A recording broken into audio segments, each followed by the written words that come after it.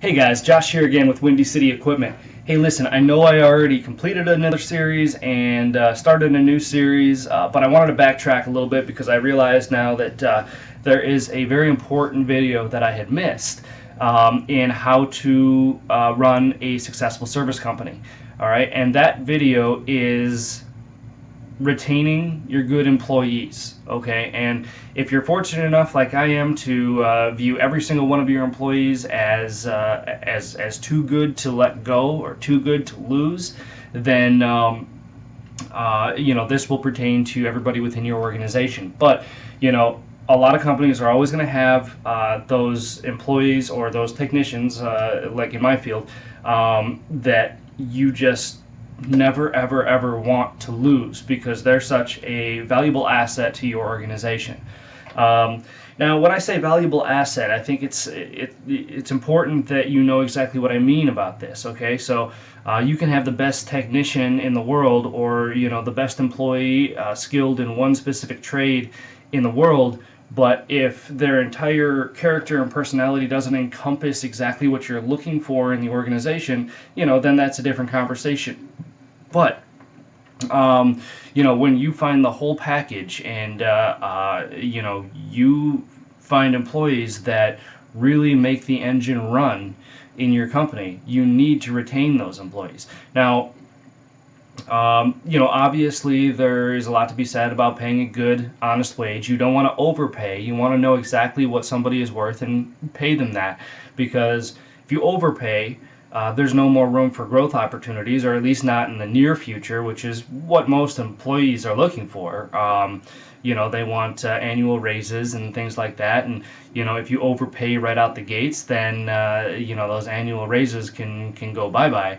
And it's hard mentally on somebody to, even if they're making a good wage, not make more when the time comes. My personal thoughts on that are completely separate, but anyway, for the sake of this video, yes, pay a good, decent, honest wage, allow room for growth opportunities throughout their career with you. Above and beyond that, it's important to have an open door policy, at least in my opinion. Listen to everybody's frustrations, listen to their opinions about the organization, because ultimately it's their opinions that's going to shape how you treat them and what you offer and all of that. So make sure you communicate with them, make sure that they know they can communicate with you. That's very important for a long-standing employee-employer relationship. Also, I think incentives are important as well.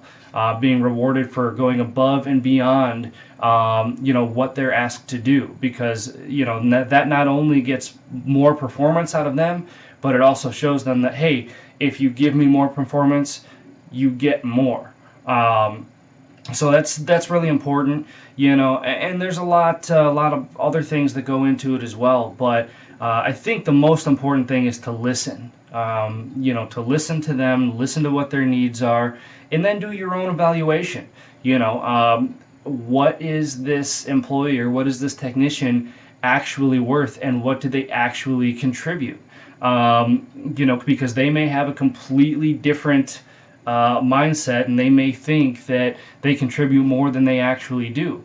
But that's just human nature, and it's up to you as the employer to make the determination if what they're feeling is just, and what they're worth to your organization. But if they are the all-around package, and they are I don't want to say irreplaceable, but if you know that they really add that much value to your organization, then do anything and everything possible to keep them there.